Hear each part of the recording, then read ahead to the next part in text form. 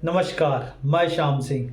आज हम बात करने वाला है गुस्सा क्यों आता है, गुस्से को कैसे रोकें। तो मैं आपसे यहाँ कहना चाहता हूँ गुस्से को रोकें नहीं, गुस्से आए ही नहीं, क्योंकि रोकना बहुत मुश्किल है। क्योंकि आप देखते हैं कि एक छोटी सी नदी को रोकिए या बाढ़ को रोकिए, आप रोकेंगे तो वो पानी कहीं और से निकल जाएगा, वहाँ तो रुक जाएगा लेकिन कहीं और से निकलेगा। तो गुस्से को यदि आप निकालेंगे रोकेंगे तो कहीं ना कहीं से वो निकल जाएगा, और जब वो कहीं निकलेगा तो वो एक नया स्वरूप ले लेगा। अगर आप नहीं निकाल रहे हैं, रोक रहे हैं, तो आपके शरीर के अंदर कोई ना कोई विकार पैदा कर देगा, जिससे कोई बीमारी हो सकती है, या किसी तरीके से आपके अंदर चिड़चिड़ापन या आपके स्वभाव को बदल देगा। इसीलिए हमें गुस्से को रोकना नहीं, गुस्से को ख़त्म करना है।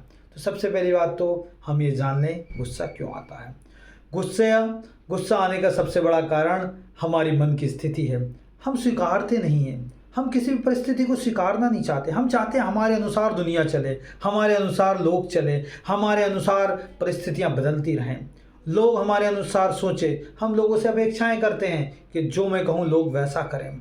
बस यही अपेक्षा और यही मनोस्थिति हमें कहीं ना कहीं अस्वीकारता की भावना लाती है और गुस्सा आ जाता है। किसी से आपने बोला और उसने कहना नहीं सुना, अच्छा मेरा कहना नहीं मान रहे हो, गुस्सा आ गया। तो ये सारी स्थितियाँ ही हमको गुस्सा लाती है।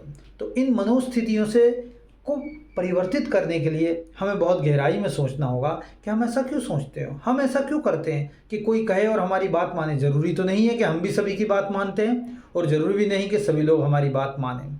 तो गुस्से के लिए सबसे बड़ी बात है कि हमें ये स्वीकारता की भावना होनी चाहिए कि कोई हमारी बात माने या ना माने, हमें तो अपने कार्य को करते जाना है, अपने कार्यों को अंजाम देना है, तभी हम इस परिस्थिति से निकल सकेंगे। दूसरी बात है कि गुस्सा जब भी आए तो हमें गुस्सा हमेशा दूसरे के लिए आता है। गुस्सा स्वयं के ऊपर कभी नहीं आएगा, गुस्सा हमेशा दूसरों के ऊपर आएगा।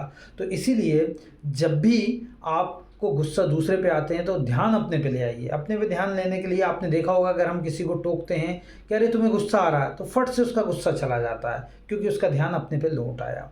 तो यदि आप आईने में देखते हैं तो गुस्सा चला जाएगा। यदि कोई आपको बोलता है कि गुस्सा आ रहा है तो गुस्सा चला जाएगा। दूसरी बात है, यदि आप अपनी सांसों पे ध्यान कर लेते हैं, गुस्से में एक अलग रिदम में हम सांस लेते हैं, हर क्रिया में एक अलग रिदम में हम सांस लेते हैं, तो गुस्से वाला रिदम ऑटोमेटिक बदल जाएगा, और जैसे ही बदला आपका गुस्सा चला जाएगा। तो गुस्से को कंट्रोल नहीं, गुस्से को हटाना है, ये सोचिए। गुस्से को रोकना नहीं, गुस्से को ख़त्म करना है। गुस्से की जो एनर्जी है उसको पॉजिटिव एनर्जी में, सकारात्मकता की ऊर्जा में, और सही कार्यों में, रचनात्मक कार्यों में, क्रियात्मक कार्यों में इस एनर्जी को लगाना है, इस ऊर्जा को लगाना है, ताकि हमारा जीवन सुख में, मंगल में, आनंद में हो।